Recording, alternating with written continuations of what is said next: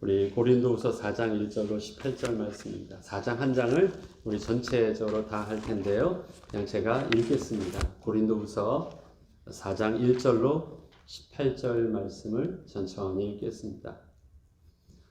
그러므로 우리가 이 직분을 받아 긍휼하심을 입은 대로 낙심하지 아니하고 이 숨은 부끄러움의 일을 버리고 속임으로 행하지 아니하며 하나님의 말씀을 혼잡하게 하지 아니하고 오직 진리를 나타내므로 하나님 앞에서 각 사람의 양심에 대하여 스스로 추천하노라. 만일 우리의 복음이 가리었으면 망하는 자들에게 가려진 것이라. 그 중에 이 세상의 신이 믿지 않은 자들의 마음을 혼미하게 하여 그리스도의 영광의 복음의 광채가 비치지 못하게 함이니 그리스도는 하나님의 형상이니라. 우리는 우리를 전파하는 것이 아니라 오직 그리스도 예수의 주 되신 것과 또 예수를 위하여 우리가 너희의 종 된 것을 전파함이라. 어두운 데에 빛이 빛이라 말씀하셨던 그 하나님께서 예수 그리스도의 얼굴에 있는 하나님의 영광을 아는 빛을 우리 마음에 비추셨느니라. 우리가 이 보배를 질그릇에 가졌으니 이는 심히 큰 능력은 하나님께 있고 우리에게 있지 아니함을 알게 하려 함이라. 우리가 사방으로 우겨싸움을 당하여도 쌓이지 아니하며 답답한 일을 당하여도 낙심하지 아니하며 박해를 받아도 버린 바 되지 아니하며 거꾸로 뜨림을 당하여도 망하지 아니하고 우리가 항상 예수의 죽음을 몸에 짊어짐은 예수의 생명이 또한 우리 몸에 나타나게 하려 함이라. 우리 살아있는 자가 항상 예수를 위하여 죽음에 넘겨짐은 예수의 생명이 또한 우리 죽을 육체에 나타나게 하려 함이라. 그런즉 사망은 우리 안에서 역사하고 생명은 너희 안에서 역사하느니라. 기록된 바 내가 믿었으므로 말하였다 한 것 같이 우리가 같은 믿음의 마음을 가졌으니 우리도 믿었으므로 또한 말하노라. 주 예수를 다시 살리신 이가 예수와 함께 우리도 다시 살리사 너희와 함께 그 앞에 서게 하실 줄을 아노라. 이는 모든 것이 너희를 위함이니 많은 사람의 감사로 말미암아 은혜가 더하여 넘쳐서 하나님께 영광을 돌리게 하려 함이라. 그러므로 우리가 낙심하지 아니하노니 우리의 겉사람은 낡아지나 우리의 속사람은 날로 새로워지도다. 우리가 잠시 받는 환난에 경한 것이 지극히 크고 영원한 영광에 충한 것을 우리에게 이루게 함이니 우리가 주목하는 것은 보이는 것이 아니요 보이지 않는 것이니 보이는 것은 잠깐이요 보이지 않는 것은 영원함이라. 아멘.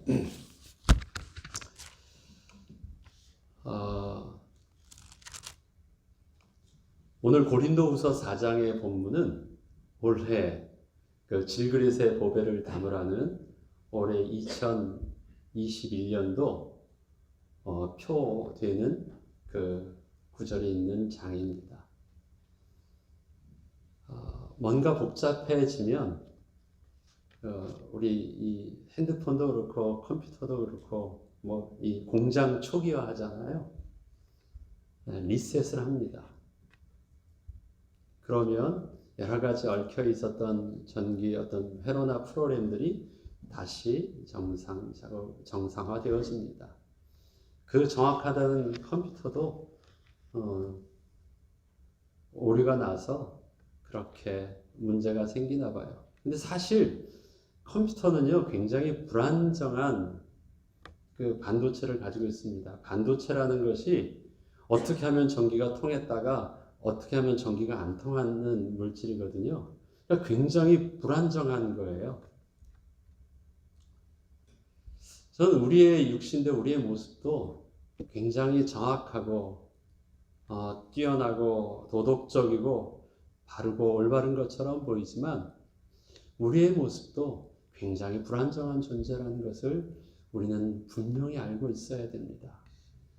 하나님을 떠난 인간의 죄로 오염되어져 있던 인간이 이 땅에 사는 동안 우리는 온전할 수 없습니다. 늘 연약한 모습이 그대로 노출되어 있는 환경 속에서 우리 조금만 몸이 아파도, 우리에게 조금만 언짢은 일들이 생겨도, 우리에게 조금만 두려운 일들이 생겨도 너무너무 우리의 감정과 우리의 생각은 롤러코스터를 타는 굉장히 불안한 존재입니다.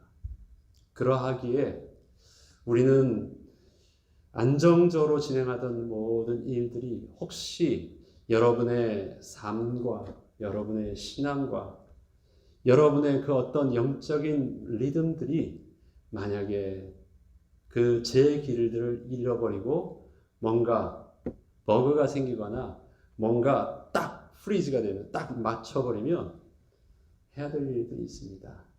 리셋을 하는 것입니다. 처음으로 돌아가는 것이죠. 문제는 여러분에게 그 처음이 있느냐라는 것입니다. 처음에 들어가는 것은 원론적인 것입니다. 그런데 처음으로 돌아가려면 여러분들에게 처음이 있어야지 문제가 생겨도 그 처음으로 돌아갈 수가 있습니다. 올 한 해 우리 교회의 시작은 질그릇의 보배를 담는 것이었습니다. 지난 한 주간 뭔가 삐그덕거리는 혼란한 일들이 있었습니다.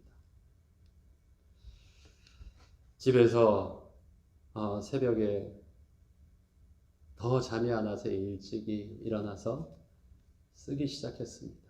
내 속에 있는 마음도 생각도 하나님의 말씀도 계속, 왜요? 생각하는 것보다는 쓰는 것이 나를 정직하게 볼 수 있기 때문에 그렇습니다. 그런 많은 부분들 속에서 무엇이 문제일까? 어디서부터? 그런데 사실 거기는 답이 없습니다. 어디에 답이 있습니까? 하나님이 우리에게 주신 말씀을 나에게 무슨 말씀을 하시는가? 저는 가급적이면 성령의 인도하심을 받는다고 할 때 가급적이면 하나님의 이 말씀을 그냥 필요한 대로 오늘 내가 필요할까 하다가 턱 바라보고 점쟁이 하듯이 이 말씀을 선택하고 그러지 않습니다.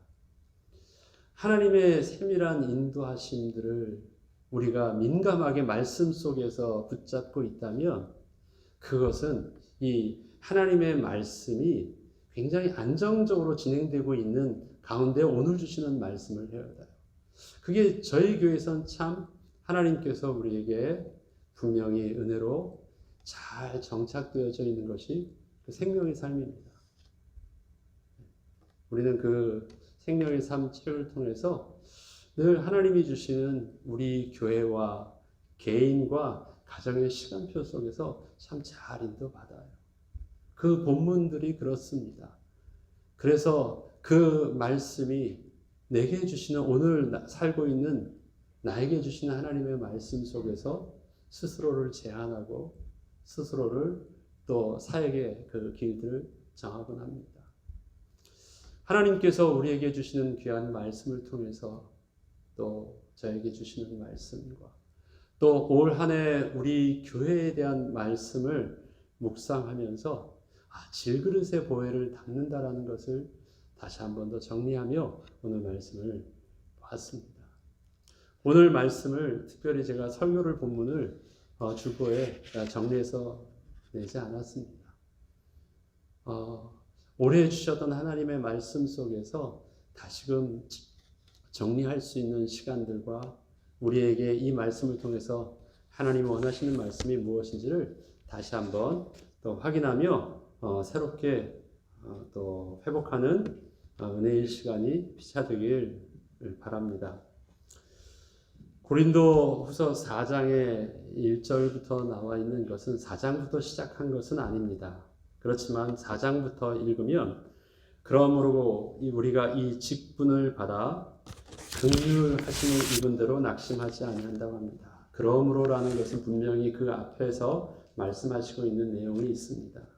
근데 그 앞에 나와 있는 내용은 그러므로 우리가 이 직분을 받았다라고 하는 그 직분에 대한 모습을 그 앞에 말해주고 있습니다. 바울은 이방인의 사도였어요. 사도라고 칭한 자는 예수님과 함께 했던 12제자들만이 12사도로 인정하는데 12사도 플러스 바울도 사도라고 말을 해요. 그것이 그 당시에 있어서는 예루살렘의 초대교회 성도들, 유대인들의 그룹이었던 초대교회 성도들에게 있어서 바울의 사도성은요, 늘 물음표가 갔어요. 의심을 받았어요. 그리고 바울이 하는 사역 자체도 너무 독특했어요. 왜냐? 이방인들을 찾아다녔거든요.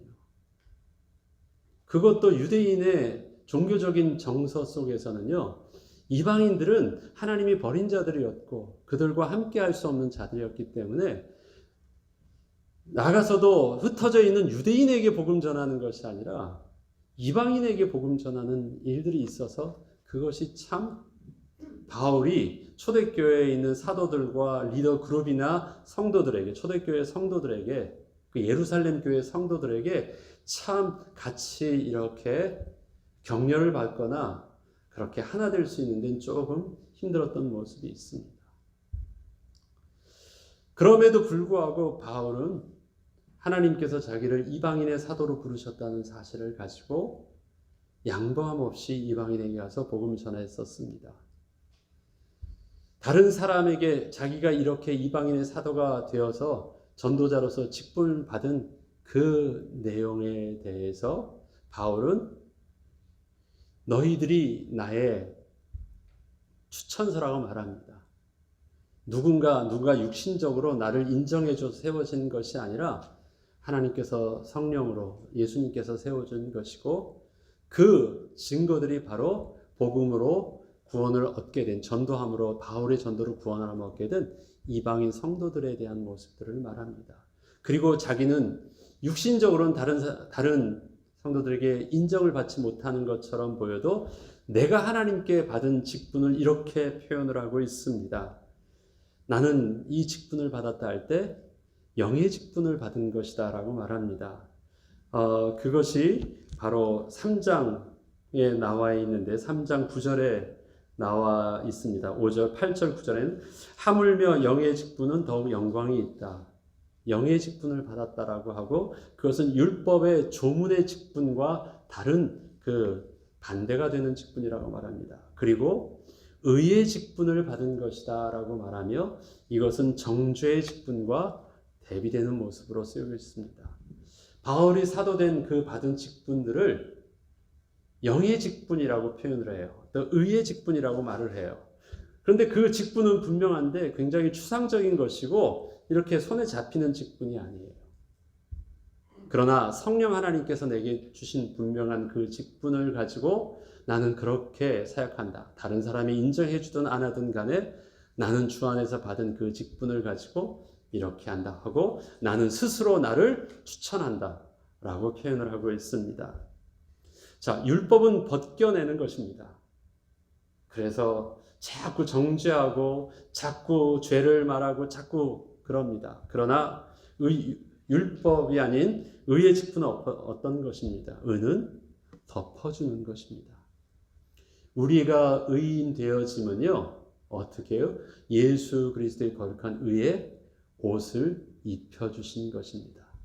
그래서 우리가 하나님 앞에 나아갈 수 있게 된 것이에요.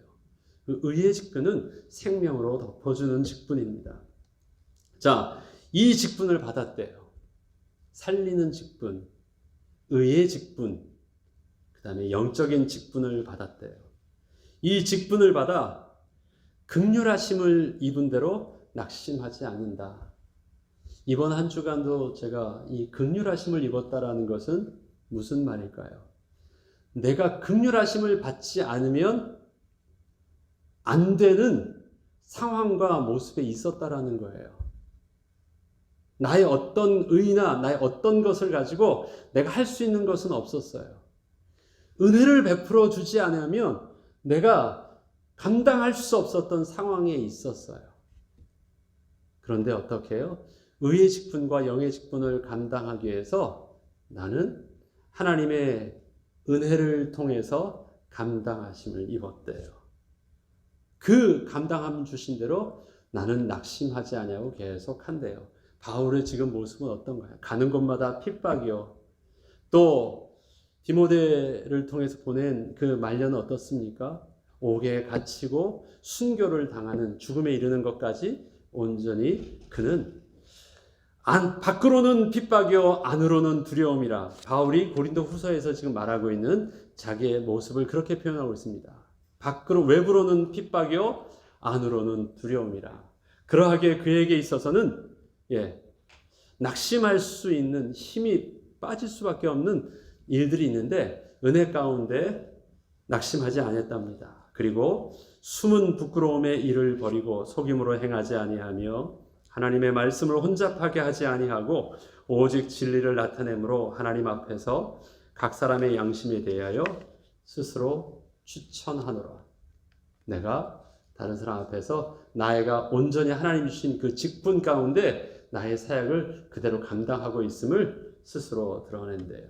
그 어떤 권위를 다른 데서 받지 아니하고 주 안에서 내게 주신 은혜 가운데 고백을 한대요. 그리고 이렇게 표현합니다. 만일 우리의 복음이 가리었으면 망하는 자들에게 가려진 것이라. 이 말은 다른 말로 하면 어떤 것입니까? 망하지 아니하는 자, 하나님의 백성에게 복음은 가리워지는 것이 아니래요. 복음은 희미한 것이 아니래요. 복음은 오해될 만한 것이 아니래요. 복음은 분명히 하나님의 사람에게 있어서는 분명한 것이고 정확한 것이고 정직하게 알 수 있는 것이에요. 가리워진 것, 이 복음이 가리워졌다면 그것은 망하는 자들에게 가리워진 것이다 라고 말합니다. 그것을 좀 더 깊게 이렇게 설명합니다. 그 중에 이 세상의 신이 믿지 않은 자들의 마음을 혼미하게 하였다. 그 중에라는 것은요, 망하는 자들 중에죠. 이 세상의 신, 하나님을 대적하는 사단, 마귀가 어떻게 하냐면요, 믿지 아니하는 자들의 마음을 혼미하게 하였다. 중요한 것이 있습니다. 사단이 복음을요 막는 것이 아니라 오늘 표현을 보면 정확하게 아셔야 됩니다. 어떻게 합니까? 사단이 할 수 있는 것은, 사단은 거짓말하는 자, 이간질하는 자입니다. 사기꾼이라고 말합니다. 사단은 거룩한 하나님의 백성을 직접 공격할 수 없고 하나님의 복음을 그가 직접 막을 수 없어요. 하나님의 주권을 그가 대적해서 하나님이 하신 일들을 막다고요? 그렇게 못해요. 여기서도 오늘 본문을 보면 사단이 하는 일이 있습니다. 뭐라고요? 믿지 아니하는 자들의 마음을 어떻게 해요? 혼미하게 한다라는 거예요. 못 믿게 하는 게 아니에요. 믿지 아니하는 자들의 마음을 혼미케 한다. 바울이 로마서에서는 이것을 어떻게 해요? 그 상실한 마음 그대로 내버려 두는 거예요. 하나님은 그 상실한 마음 그대로 내버려 두어요. 그러면 하나님의 백성에게는 어떻게 해요? 그들에게 하나님을 알 수 있는 믿음을 분명하게 보여준대요. 하나님을 거부하는 자, 그들은 그 마음을 하나님이 그대로 내버려두게 해서 그들이 어떻게 해요? 곧 불의와 추악과 탐식과 탐욕과 무정함과 불리한 모든 것들이 그 안에서 다 할 수 있게 하는데, 사단이 역사하고 사단이 장난칠 수 있는 것은 무엇입니까? 그 상실한 마음 그대로, 믿지 않은 자들의 마음을 혼미케 하여서 더 어떻게 하더라고요? 자기가 믿지 아니한 자기 마음이 더 옳은 것인 것처럼 더 그 안에서 더 죄악에, 진노로 멸망에 빠지게 하는 것이 사단의 속임수인 것입니다. 그러면 믿는 자들은 어떻습니까? 그렇지 않아요. 우리는 사단의 핑계를 댈 것이 없습니다. 하나님이 우리에게 주신 믿음은, 은혜의 선물로 주신 그 믿음은요, 믿음 안에서 혼미케 되지 아니하는 명확한 예수 그리스도의 구원의 복음을 가지고 있습니다. 사단은 분명히 그리스도의 영광의 복음의 광채가 비치지 못하게 함이니 그리스도는 하나님의 형상이니라. 그리스도 복음의 영광의 광채가 비치지 못하게 저들은 막습니다만 하나님의 백성에게는 막히지 않습니다. 하나님의 백성의 앞에서 막지는 못해요. 알지 못하는 자가 알 수 있도록은 못하게 할 수 있지만, 혼미케 할 수 있지만 하나님의 백성에게 비치는 그 빛을 막지는 못한대요. 누가 하나님이 하신 일들을 사단이 대적하고 막을 수 있다고요? 그렇지 않습니다. 또 보겠습니다. 우리는 우리를 전파하는 것이 아니라 오직 그리스도의 예수의 주 되신 것과 또 예수를 위하여 우리가 너희의 종된 것을 전파함이라. 여기서 우리가 정확하게 알아야 될 이제부터의 본론이 나옵니다. 우리는 우리를 전파하는 것이 아니래요. 우리가 열심히 사역하는 것 있잖아요. 그것은 우리의 사상과 우리의 옳은 것이나 우리의 가치관을 어떻게 해보려고 하는 것 아니죠. 저와 여러분을 부르셔서 이곳에서 하나님의 백성이요, 하나의 교회, 주님의 몸된 교회가 되게 한 것, 우리가 이것을 통해서 뭔가 우리의 가지고 있는 이상적인 뜻과 사상과 철학과 도덕성인 것을 전파하려고 하는 것 아니죠. 그것 남기려고 하는 것도 아닙니다. 두 가지를 하는 거예요. 첫 번째, 예수 그리스도의 주 되신 것, 예수 그리스도의 우리 구주 되시고 우리의 메시아 되신 것, 예수 그리스도의 하나님 아들 되신 것, 그것을 전파되는 것이에요. 근데 이것은요, 마땅하니까 어렵지 않은 말이에요. 그런데 우리에게 있어서 붙잡아야 되는 두 번째 말이 우리가 잘 정리해야 되는 말이에요. 예수 그리스도의 주 되신 것 전파하는 것은 맞죠. 두 번째는 뭐예요? 예수의 주 되신 것과 또 예수를 위하여 우리가 너희의 종된 것을 전파한다라는 것입니다. 두 가지를 사역을 한다고 하는데 주된 것을 전파한다라는 것은 이해되겠는데 내가 종된 것을 전파한다는 말이 뭘까요? 종되었다. 그 당시 종이 되었다라는 것. 아무런 그냥 말하는 짐승, 말하는 가축과 같은 취급받던 생명의 존엄성도 없고 그의 인격의 가치도 없이 그 주인의 소유되어져서 그렇게 그냥 치어다니는 그 종된 모습을 오히려 전파한대요. 오히려 그것을 드러낸대요. 그것이 지금 바울이 하고 있는 복음의 사역의 핵심의 두 가지래요. 다 압니다. 주된 것은 압니다. 그래서 지금 그 다음부터 내는 것은 종된 것이 무엇인가를 설명하려고 바울이 그 다음에 이젠 대화를 해나갑니다. 그 다음에 무엇입니까? 6절. 어두운 데 빛이라 말씀하셨던 그 하나님의 영광을 아는 빛을 우리 마음에 비추셨느니라. 말이 좀 틀렸습니다. 어두운 데서 빛이라 말씀하셨던 그 하나님께서, 이 띄어쓰기를 정확하게 해야 돼요. 주어는 하나님인데 어떤 하나님이요? 태초에 천지를 창조하신 그 하나님께서, 그 다음 띄고요. 예수 그리스도의 얼굴에 있는 하나님의 영광을 아는 빛을, 말씀으로 빛을 창조하신 그 하나님께서 동일한 또 예수 그리스도를 아는 그 빛 또한 하나님께서 어떻게 하셨어요? 비추셨는데 어디다가 비추셨어요? 우리 마음에 비추어 주셨어요. 그래서 어떻게 해요? 예수 그리스도께서 하나님의 아들이시란 것과 예수 그리스도 안에 담겨있는 하나님의 형상을 볼 수 있도록 눈을 열어주셨대요. 그리고 그것을 우리 마음에 비추셨대요. 그 말은 뭐예요? 우리 마음에 담아주셨대요. 우리가 예수 그리스도를 주되심을 고백하게 된 이유는 뭐예요? 천지를 말씀으로 창조하신 그 하나님께서 우리에게 아는 빛으로 눈을 열어주셨기 때문에 믿게 된 하나님의 은혜였대요. 자, 그러면 우리 마음에 하나님께서 예수 그리스도를 심으셨다는 말씀이잖아요. 심으셨어요. 우리 안에 예수 그리스도를 심으셨습니다. 빛을 비추셔서. 그것이 예수 그리스도의 영광 복음이 뭐예요? 우리에게 있어서는 보배래요. 그것을 7절 우리가 이 보배를 예수 그리스도를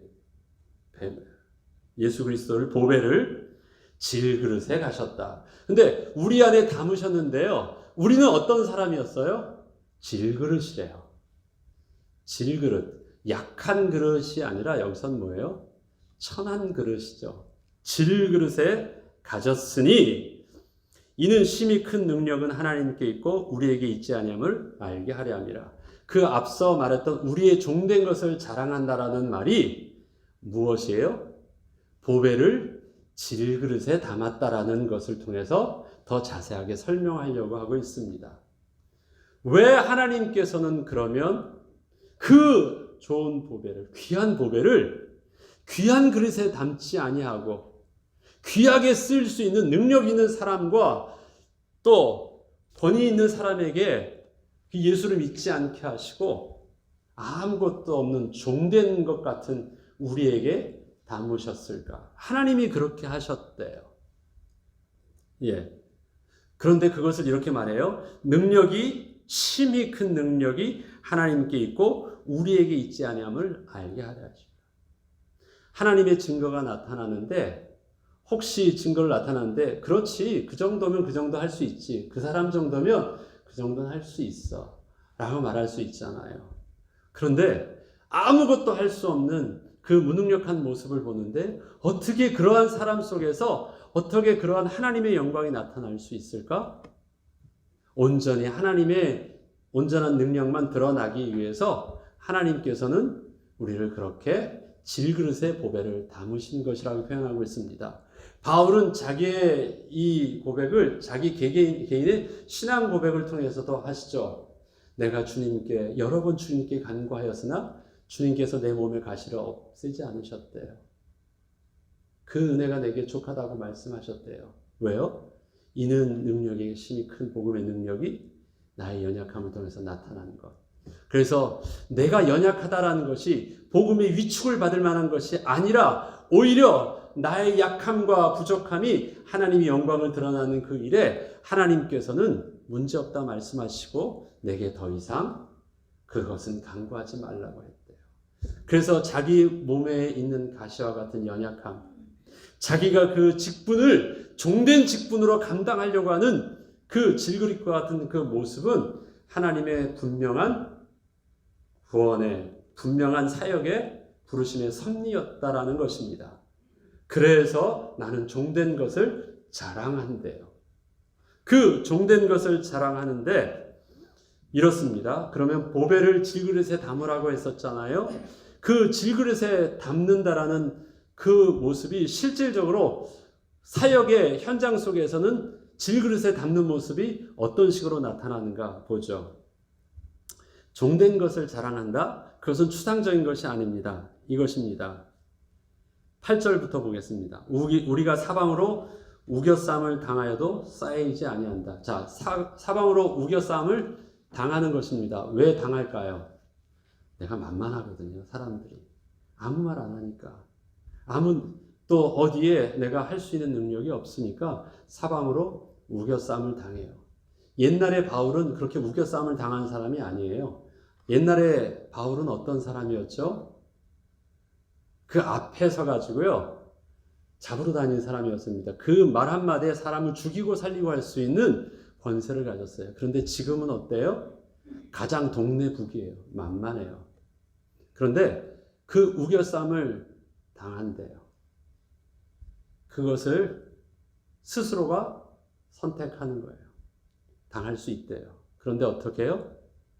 나는 우겨싸움을 당하는 것 같은데 복음이 우겨싸움을 당하지 않는 하나님의 은혜를 그 사역 속에서 계속 누리고 있어요. 하나님이 그의 환난과 핍박과 매맞음을 하나님께서 기가 막히게 피하게 해주지 않으셨습니다. 나는 40의 감한 매를 한 번이 아니라 3번을 받았대요. 가는 곳마다 맞을 것 다 맞고요. 가는 곳마다 먹을 것 욕 다 먹고 할 것 그는 하나도 피해진 것이 없어요. 그런데 그러한 모습 속에서 그의 육신의 모습도 치유된 것이 하나도 없는 것처럼 보이는데도 복음은, 주의 복음은 왕성하게 갔어요. 우겨쌈을 당하여도 우겨싸이지 아니했대요. 거꾸로 뜨림을 당하여도 망하지 아니했대요. 완전히 확 그냥 꽉 눌러버리려고 해도 어떻게 해요? 망하지 아니했대요. 또 답답한 일을 당하여도 낙심하지 아니하였대요. 내가 종된 것을 자랑하는 모습은 당하고 있습니다. 우겨쌈을 당하고 답답한 일들을 당하고 거꾸로 뜨림을 당하고 다 동대북처럼 지금 맞고 있는 거예요. 그런데 그것이 무엇입니까? 그냥 수동적으로 내가 막 도망가다 잡혀서 되는 일들이 아니라 나는 십자가의 영광을 위하여 고난에도 참여함을 바울이 능동적으로 선택했다라는 것입니다. 자, 그래서 이유가 있다고 말을 합니다. 10절입니다. 우리가 항상 예수의 죽음을 몸에 짊어짐은 예수의 생명이 또한 우리 몸에 나타나게 하려 함이라. 이유가 있대요.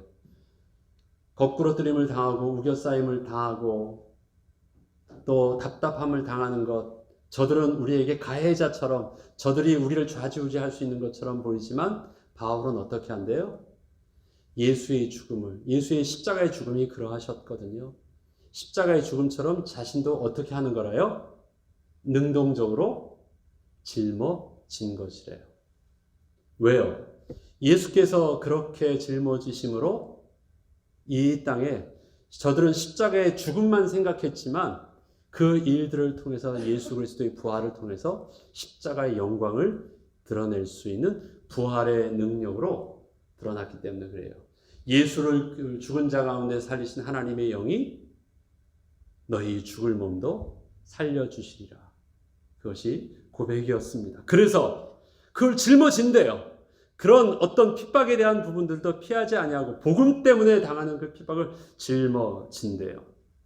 그래서 어떻게 해요? 예수의 생명이 또한 우리 몸에 나타나게 하려 합니다. 부활의 영광이 실질적으로 열매 있게 나타나게 하려 함이래요.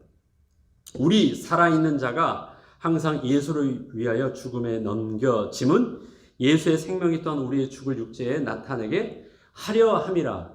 넘겨지고 있는 것이 아닙니다. 내가 못하고 있어요? 예수의 생명이 나타내고자 하는 또 하나의 사역이에요. 어떤 사역? 내가 예수 그리스도의 주되심만 증거되어지는 것이 아니라 예수 그리스도의 왕되심을 드러나는 건 영광이에요. 그렇지만 어떻게 해요? 나의 종됨을 증파하는 것은 예수 그리스도께서 종되심을 통해서 회복하셨던 죽으심과 부활과 잠자는 자들의 첫 열매가 되신 부활의 영광을 드러내셨던 것처럼 나도 동일한 그 예수 그리스도의 죽음을 선택한대요. 그런데 그러한 죽음을 선택하는 일들을요, 내가 선택한 것이 아니라 예수님이 나와 같은 자에게 복음을 주셔서 하나님이 나에게 보배를 담으셔서 내가 그렇게 하게 됐대요. 만약에 하나님께서 그 예수 그리스도의 영광을 아는 빛을요, 영광스러운 세상의 위대한 자에게 보하셨다면 그들은 이렇게 거꾸로 뜨림이나 죽임이나 이런 일들을 당하지 아니하고 그 영광을 가지고 할 수 있었겠죠. 그런데 그 복음을요, 예수님께서는 누구에게 주셨냐면 바울과 같은 자, 저와 여러분과 같은 이 질그릇에게 담으셨대요. 근데 그것이 실수가 아니시래요. 실수가 아니시래요. 우리가 고난받는 것은요, 실수가 아니고 잘못된 게 아니래요. 예수님께서 행하셨던 그 일들을 하나님께서 우리에게 동일하게 은혜를 베푸시기 위해서 하나님이 친히 선택하셨던 우리의 부르심의 비밀이래요. 그래서 어떻게 해요?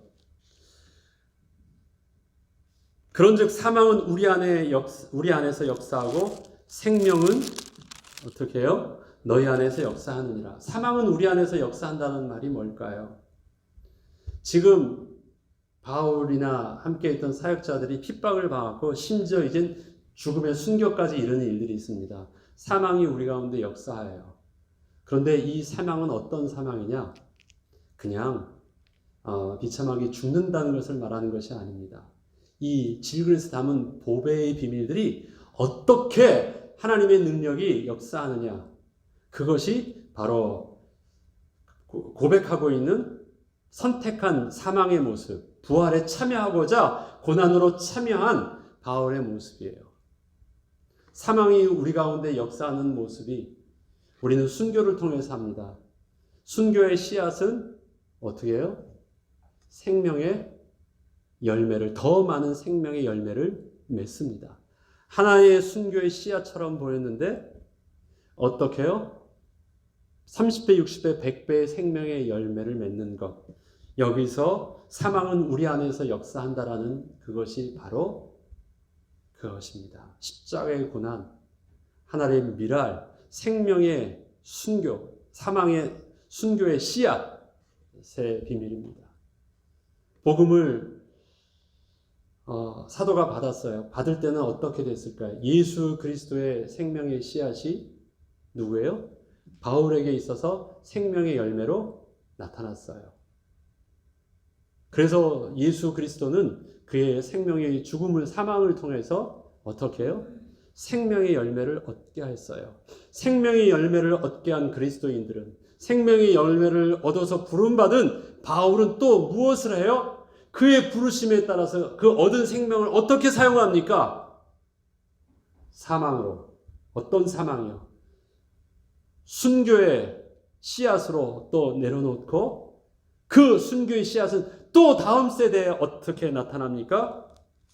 생명의 열매로 너희 안에서 나타나게 하는 것. 이것이 복음이 계속적으로 주님 오시는 때까지 복음이 진보가 되는 일들이래요. 내가 예수 그리스도의 죽으심을 통해서 구원함을 얻었던 것처럼 내게서도 그 예수 그리스도의 죽으심에 참여하여서 나는 그 죽음을 통해서 나는 주님 앞에서 부활의 영광에 참여할 거야. 그렇지만 그 죽으심의 비밀들이 나는 하나님 앞에서 부활의 영광으로 참여하고 너희는 그 죽으심의 비밀들이 어떻게 사망이 힘있게 하나님의 능력으로 역사하느냐? 너에게 생명이 되어지는 역사로 나타나는 것. 그래서 나는 예수 그리스도의 종된 것, 나는 예수 그리스도를 통해 전함으로 내가 죽는 것, 고난받는 것, 사방에 우겨쌈을 당하는 것, 거꾸로 뜨림을 당하여는 것, 그 모든 것들을 잘못된 것을 여기지 아니하고 내가 받아야 될 사망으로 하나님 내 안에서 역사하는 또 복음의 비밀로서 말하는 것입니다. 그렇게 해서 쓴 것이 너희가 우리의 편지라. 내가 뭘 했다가 구구절절히 말하지 아니하도 너희 자체가 우리의 편지야. 어떤 편지요? 바울이 말하고 싶었던 많은 그 내용들이 다 어디에 있어요? 한마디로 말해서 생명의 열매로 나타난 고린도 교회 성도들, 다 각 지역에 있는 복음을 바울 통해 전파된 믿게 된 성도들이 바로 뭐라고 바울이 구구절절하게 설명하고 변명하지 아니하도 너희가 우리의 편지라라고 말한 것입니다. 그러면 보죠. 바울은 그렇게 순교했습니다. 그렇게 죽는다고요? 그런데 이렇게 말을 합니다. 13절 기록된 바 내가 믿었으므로 말하였다 한 것 같이 우리가 같은 믿음의 마음을 가졌으니 우리도 믿었으므로 또한 말하노라. 기록된 것, 우리 믿음의 선조가 그렇게 해서 복음이 바울에게도 전파되었고요.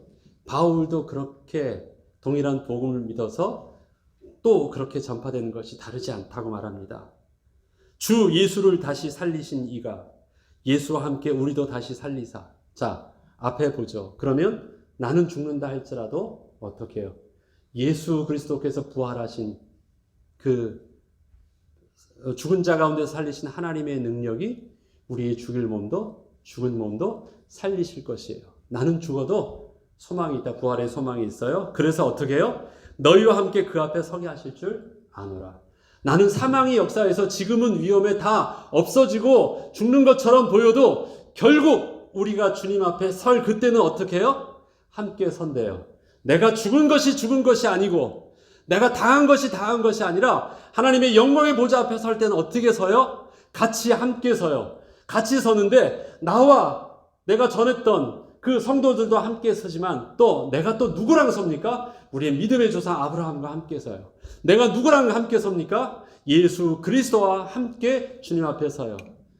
그것을 분명히 요한계시록에는 말하고 있습니다. 주님께서 우리 가운데 곁에 오셔서 우리가 주님 앞에 함께 나아가서 영광을 보게 하세요.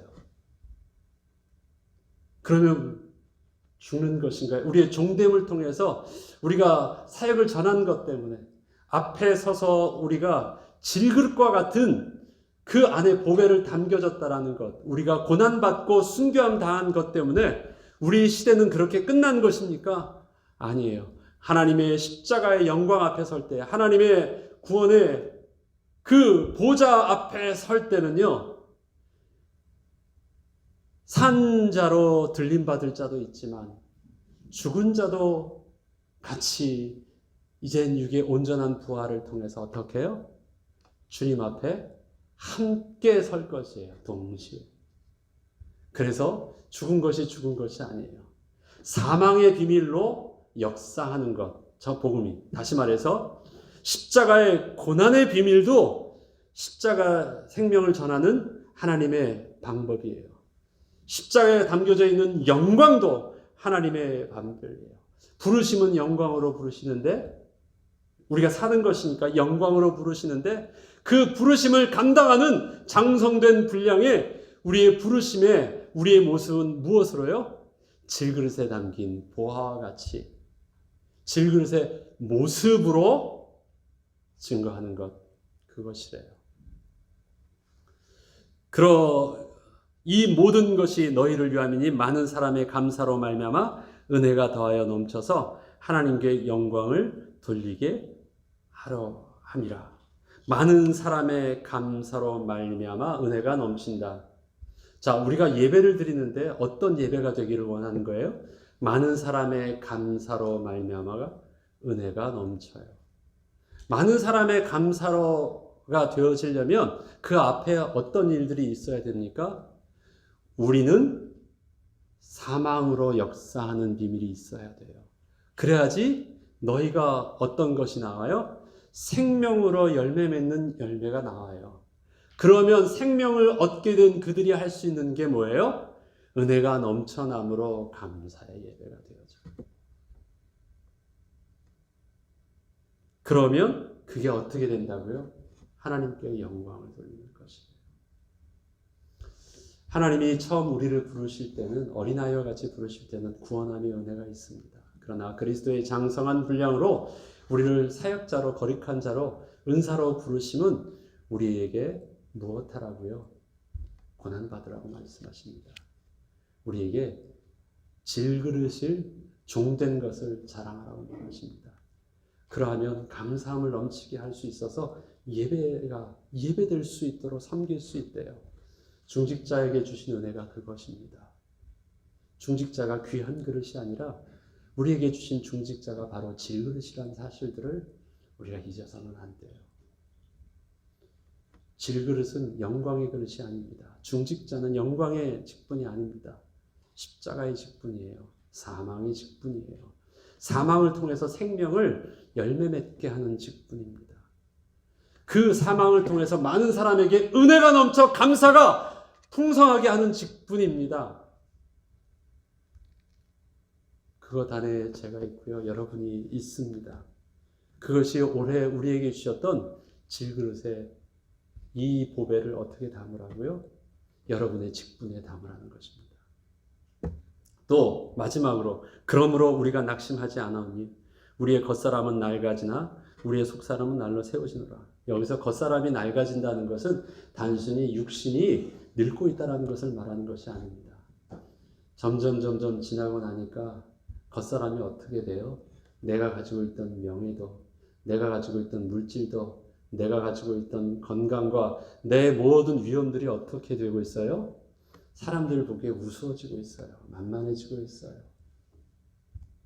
겉사람이 어떻게 지고 있습니까? 초라해지고 있어요. 낡아지고 있어요. 몸만 아파지는 것이 아니라 내 신세가 점점 처량해지는 것 같아요.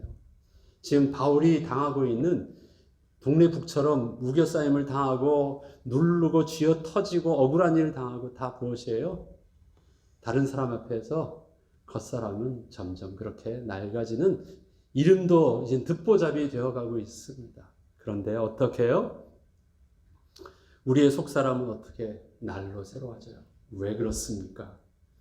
내가 이렇게 종된 것을 자랑하고 있으므로 나타나는 것을 봐요. 뭘 봅니까? 은혜가 넘쳐 감사함으로 하나님의 예배가 회복되어지고 교회가 살아나는 것을 봐요. 생명의 열매를 봐요. 날로 새로워져요. 그리고 어떻게 해요?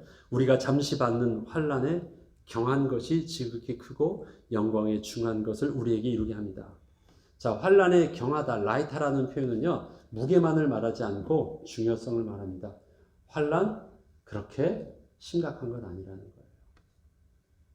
일부러 의미 있게 쓰는 말입니다. 환난을 우리 얼마나 심각해요. 당장 죽게 되고 당장 못 먹게 되고 당장 어렵게 되면 환난이 심각한 거죠. 그런데 바울은 의도적으로 이렇게 표현을 합니다. 환난 경한 것이다. 그렇게 중요한 것 아니다. 그렇게 우리의 운명을 결정짓는 것 아니다. 그냥 지나쳐도 돼. 그렇게 문제 삼지 않아도 돼. 심각하게 여기지 않아도 되는 것, 그게 환난에 경한 것이에요. 그러나 우리가 진짜 중요하게 여겨야 될 부분들이 뭐라고요? 우리에게 지극히 영원한 영광에 중한 것, 우리가 진짜 놓쳐서는 안 될 게 뭐예요? 지극히 영광에 중한 것, 그게 중요한 것이래요. 중요한 것을 우리에게 이루고자 하니래요. 내가 지금은 질그릇처럼 보이지만, 내가 지금은 사망을 선택하지만 어떻게 해요? 하나님 앞에 설 때는 하나님의 영광에 온전한 것을 나는 하나도 놓치지 않을 것입니다. 그러하기에 지금 일어나는 사건, 지금 일어나는 상황, 지금 일어나는 밖으로는 핍박이요, 안에 일어나는 또 두려움, 교회 내부에 있는 갈등들, 내 개인적으로 있는 여러 가지 문제들 다 어떻게 해요? 그 가운데서 우리가 주목하는 것 다 있는데 그 중에서 내가 포커싱하는 것은 뭐예요? 보이는 것이 아니요, 보이지 않는 것이니 보이는 것은 잠깐이요 보이지 않는 것은 영원하니라. 뭘 봐요? 우리가 주목할 것은 무엇입니까? 보이지 않지만 진짜인 것.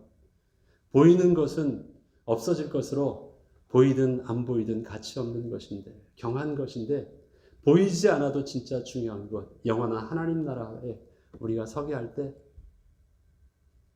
그 앞에, 하나님 앞에 우리가 함께 기쁨으로 설 수 있느냐?